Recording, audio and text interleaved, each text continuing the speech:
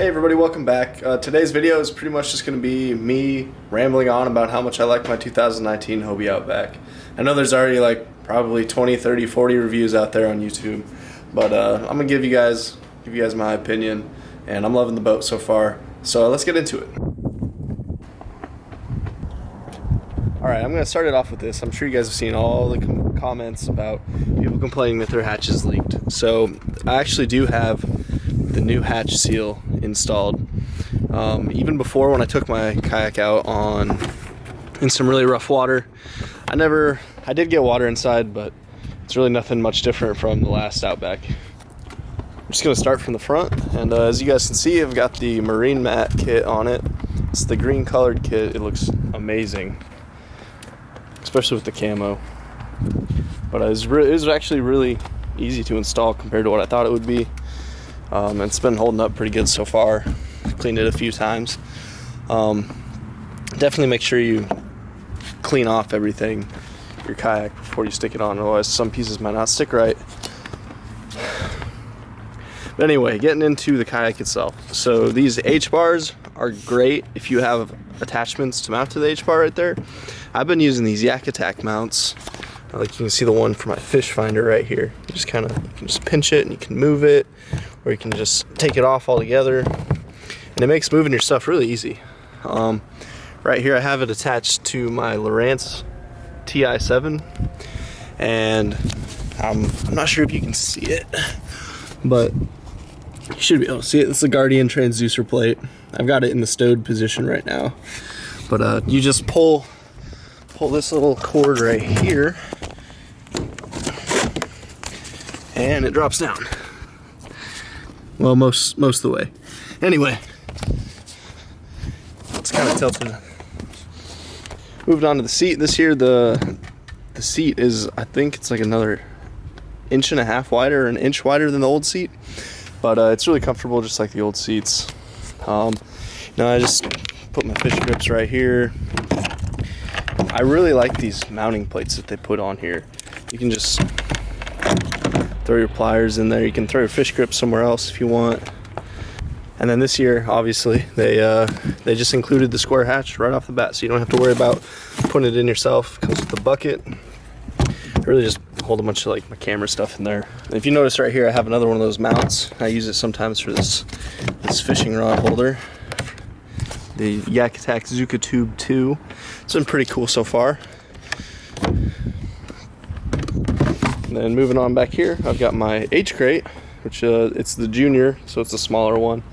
Lots of points to attach it to. It holds 4 rods, my net, and then I mount my my Yak Attack Visicarbon Pro light there. It just holds all your stuff. And then right here, I've got, I think it's like the Railblaza camera boom, but it works really good for getting over the shoulder shot for my GoPro. And then moving on, this is my the Yak Attack stakeout pole. I actually take this thing out a lot more than my power pole. Like the power pole is great, and it has its advantages, but sometimes I just like to keep it simple, because like there's been times I forgot like one piece of the power pole and it makes it pointless that I even brought it. So yeah, so a lot of the times I just bring my my stakeout pole. It works great. I might look at adding an anchor trolley later on, but for now I just kind of clip it to those mounting plates and do what I need. And then obviously really no changes for the Mirage Drive 180.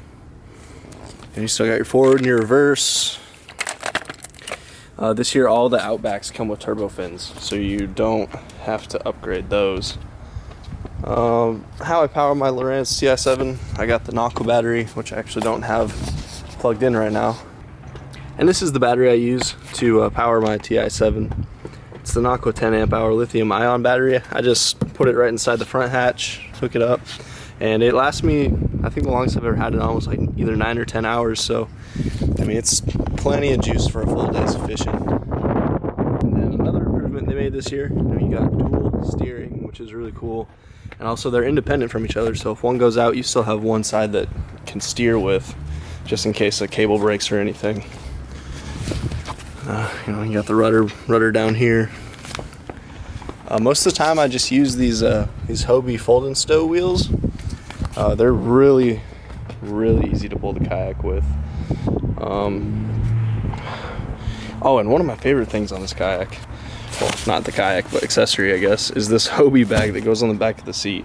I store my rain jacket and then I throw my keys and my wallet in there. It's pretty water resistant, so it keeps your stuff dry. But other than that, that's kind of how I have my Outback rigged out for inshore fishing. For offshore fishing, I got this. It's the Livewell V2, and as you can see, I put the extra deck pad kit that came on there. And oh, one more thing. Sorry, I'm just kind of rambling on in this video, but this is usually where I mount my fish. But if I hook it on, jeez, there we go. You just hook it on there; it's not going anywhere.